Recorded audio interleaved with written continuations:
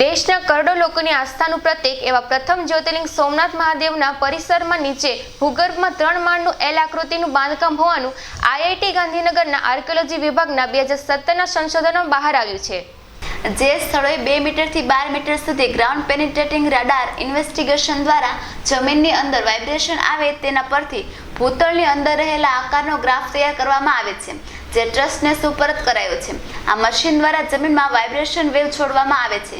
તે સપાટી પર કેટલું કંપન ઉત્પન્ન કરે છે તેના પરથી નીચે કયા પ્રકારની રચના અસ્તિત્વ ધરાવે છે તેનું તારણ કાઢવામાં આવે છે। આઈટીઆઈ ગાંધીનગર દ્વારા ગણિત આર્કિયોલોજીના નિષ્ણાંતોની ટીમ સોમનાથ આવી હતી અને સોમનાથ મંદિર અને પ્રભાસ પાટણમાં 4 વિવિધ સ્થળે આ ટીમે જીપીઆર ઇન્વેસ્ટિગેશન કર્યું હતું, જેમાં ગોકુલધામ, સોમનાથ મંદિરના દિગ્ગજ દ્વાર, સરદાર વલ્લભભાઈ પટેલના સ્ટેચ્યુ આસપાસના સ્થળે તેમજ પૌરાણિક બૌદ્ધ ગુફાનો સમાવેશ થાય છે, જેનો 32 પાનાનો રિપોર્ટ નકશા સાથે સોમનાથ ટ્રસ્ટને સોંપવામાં આવ્યો હતો।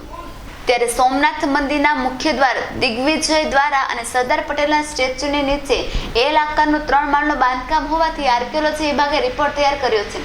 સાથે જ સર્વે અનુસાર સોમનાથમાં આવેલી બૌદ્ધ ગુફાઓ નજીક પૌરાણિક રસ્તાઓ મળી આવે છે। હિરણ નદીના કિનારે ગોલોકધામ તીર્થમાં પણ ભૂગર્ભ બાંધકામના પુરાવા મળ્યાનું આર્કિયોલોજી વિભાગ આઈઆઈટી ગાંધીનગરની ટીમના 32 પેજના રિપોર્ટમાં જણાવ્યું છે।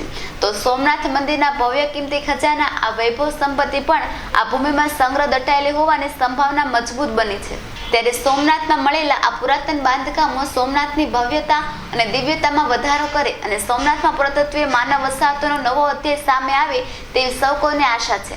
સ્કંદ પુરાણ અને બીજા અનેક ધાર્મિક પુરાણોમાં જેનો ઉલ્લેખ છે, જ્યાં ભગવાન શંકરનું સાક્ષાત પ્રાગટ્ય થયું છે, અનેક ઋષિમુનિઓના સાક્ષાત અહીં તપ અને તેજ અને તપ કર્યા છે તેવી આ ભૂમિ છે।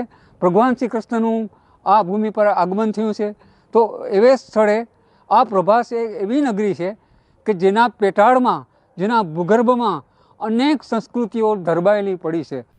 2017 में ट्रस्टी मंडल की मीटिंग में देश के माननीय प्रधानमंत्री नरेंद्र मोदी साहब ने ये सूचन किया था कि प्रभास पाटन एक पौराणिक स्थान है, उसका भी आर्कियोलॉजी सर्वे करना चाहिए और ये ट्रस्ट के द्वारा आईआईटी को ये वर्क ऑर्डर देके आर्कियोलॉजिकल सर्वे 4 अलग अलग साइट पे कराया गया था, जिसका रिपोर्ट 26 जून 2017 को ट्रस्ट को मिला और ट्रस्ट ने ये रिपोर्ट के अनुसार गुजरात सरकार के आर्कियोलॉजी डिपार्टमेंट को भी पत्र लिखा है। सोमनाथ ट्रस्टी मंडळनी बैठक 2017 में मળી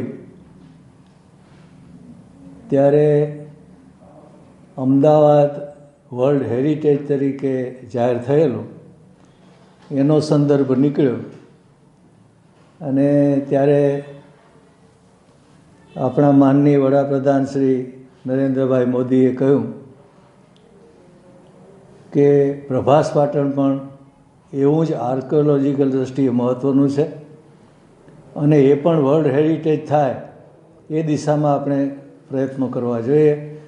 એટલે એ અનુસંધાને એમણે જે તે ડિપાર્ટમેન્ટને સૂચના આપી, એમાં Indian institute of technology Gandhinagar અને બીજી 4 સંસ્થાઓ પણ સહયોગી છે આખા ભારતમાં, એ બધી એક જ છે। એના નિષ્ણાતો એક આધુનિક યંત્ર લઈને આવેલા, એ જમીનની અંદર 10 મીટર સુધી એ શું છે એ દર્શાવી શકે છે, એટલે કે એના વાઇબ્રેશન્સ આવે જુદા જુદા, અને એના આધારે અમે પછીથી સ્કેચ બનાવીએ કે આવી સ્થિતિ છે। રિપોર્ટર પરેશ જાદવ, ગીર સોમનાથ।